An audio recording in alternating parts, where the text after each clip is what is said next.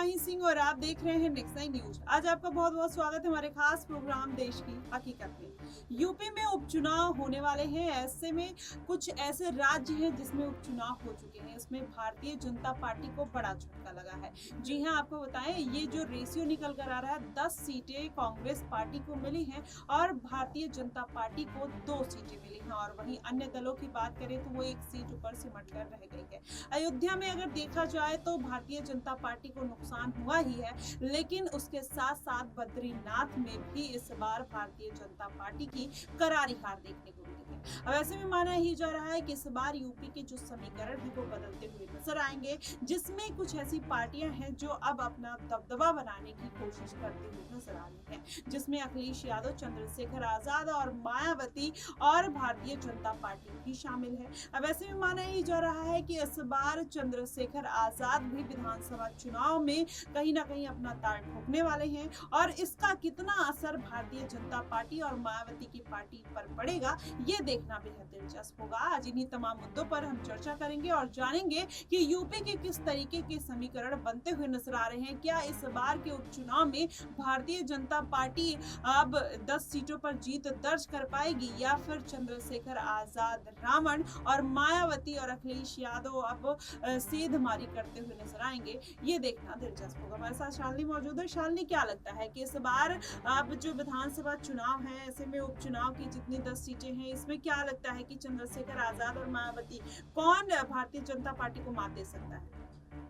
जिस प्रकार से समाजवादी पार्टी उत्तर प्रदेश में उभरती हुई दिखाई दे रही है, तो ऐसे में यही कहा जा सकता है कि अखिलेश यादव पूरी जी तोड़ मेहनत करेंगे। वो 10 की 10 सीटों पर जीत हासिल करने की और ये करने की कोशिश करेंगे कि एक भी सीट जो है वो उनके खाते से ना जाए। ऐसे में वो जैसे बीते लोकसभा चुनाव में देखा गया था कि वो रणनीति बना रहे थे और रणनीति इस प्रकार की थी कि वो बार बार प्रत्याशी को मैदान में उतार रहे हैं, फिर टिकट काट रहे हैं, फिर दूसरे प्रत्याशी को उतार रहे हैं, फिर टिकट काट रहे हैं। तो जिस तरीके से उस समय वो ये रणनीति बनाते दिखाई दे रहे थे, तब तो यही ख्याल दिमाग में आ रहा था कि आखिरकार अखिलेश यादव करना क्या चाह रहे हैं। वो बार बार प्रत्याशियों को मैदान में उतारते हैं, फिर टिकट काट देते हैं, फिर उतारते हैं। तो ऐसे में तो जो समाजवादी पार्टी है वो कमजोर पड़ जाएगी। जो उम्मीदवार है, जो नेता है उनके, वो कहीं ना कहीं समाजवादी पार्टी और अखिलेश यादव से नाराजगी जताते हुए दिखाएंगे कि बार बार उनका टिकट काटा जा रहा है। लेकिन जब नतीजे सामने आए, उत्तर प्रदेश की मतगणना हुई, तो देखने को ये मिला कि यहाँ पर अखिलेश यादव रणनीति जो बनाई थी वो रणनीति उनकी कारगर साबित हुई और यहाँ पर अखिलेश यादव की जीत भी हुई उत्तर प्रदेश में।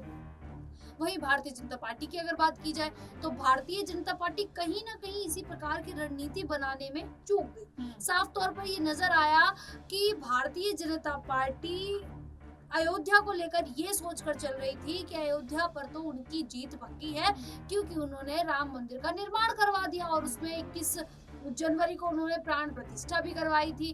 तो ये बड़ा सवाल खड़ा हो जाता है कि भारतीय जनता पार्टी अगर इसी तरीके से धर्म की राजनीति करती रहेगी, यहाँ पर जनता से जुड़े मुद्दे नहीं उठाएगी, तो अखिलेश यादव बाजी मारते रहेंगे।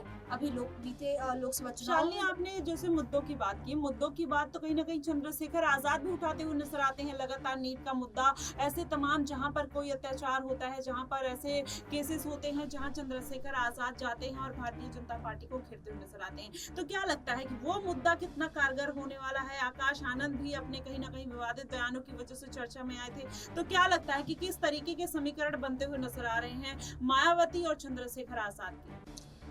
देखिए माही, यहाँ पर जिस प्रकार से चंद्रशेखर आजाद रावण नगीना से जीत हासिल कर लेते हैं, तो ऐसे में वो जीत हासिल किस दम पर करते हैं? क्योंकि उन्होंने जनता से जुड़े मुद्दों को उठाया।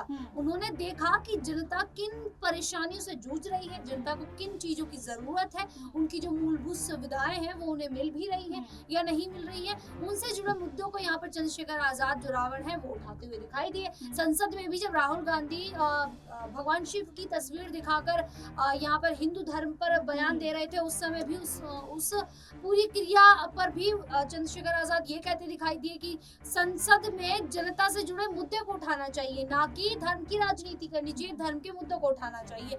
तो ऐसे में साफ तौर पर यही दिखाई दे रहा है कि चंद्रशेखर आजाद जो है वो एक सही चीज को भाप चुके हैं। वो हम्म। ये जान चुके हैं कि उत्तर प्रदेश में अगर किसी जनता को, उत्तर प्रदेश में ही नहीं यहाँ पर पूरे देश भर में अगर कोई भी राजनेता राजनीति में आता है तो उसको यही सोच के चलना चाहिए कि आखिरकार वो जनता का कल्याण किस तरीके से करे। तो ऐसे में चंद्रशेखर आजाद ने ये चीज भाप ली है कि उत्तर प्रदेश में जनता परेशान है, जिन चीजों से परेशान है वो चीजें उन्होंने पकड़ ली है, जिसके बदौलत अभी कहा जा सकता है कि उत्तर प्रदेश में अगर चंद्रशेखर आजाद मैदान में उतरते हैं तो यहाँ पर भारतीय जनता पार्टी की जो मुश्किलें हैं वो काफी ज्यादा अकेले अपने दम पर भी बढ़ा सकते हैं।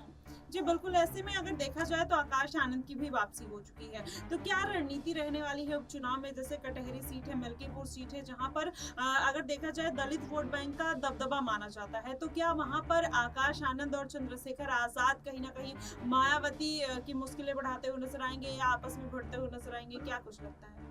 आकाश आनंद की वापसी होना ये कहीं ना कहीं साबित हो जाता है कि यहाँ पर बहुजन समाज पार्टी जो कमजोर हुई है वो उनको मजबूत करने के लिए आए हैं, और मायावती ने दोबारा से अगर वापसी कराई तो कहीं ना कहीं मायावती को भी ये एहसास हो चुका है कि अब अकेले वो अपने दम पर बहुजन समाज पार्टी का जो जनाधार है वो नहीं संभाल पाएंगे, और ऐसे में एक युवा चेहरे का पार्टी को संभालना काफी ज्यादा महत्वपूर्ण हो जाता है। ऐसे में अगर आकाश आनंद की वापसी हुई है तो आकाश आनंद युवा चेहरे हैं, और बीते लोकसभा चुनावों में जिस प्रकार से उन्होंने जनसभाओं को संबोधित किया, रैली की, और यहाँ पर उनकी सभाओं में जिस तरीके से भीड़ उमड़ी, वो साफ तौर पर ये कहती है कि जो युवा चेहरा है वो चंद्रशेखर यहाँ पर आकाश आनंद के समर्थन में है।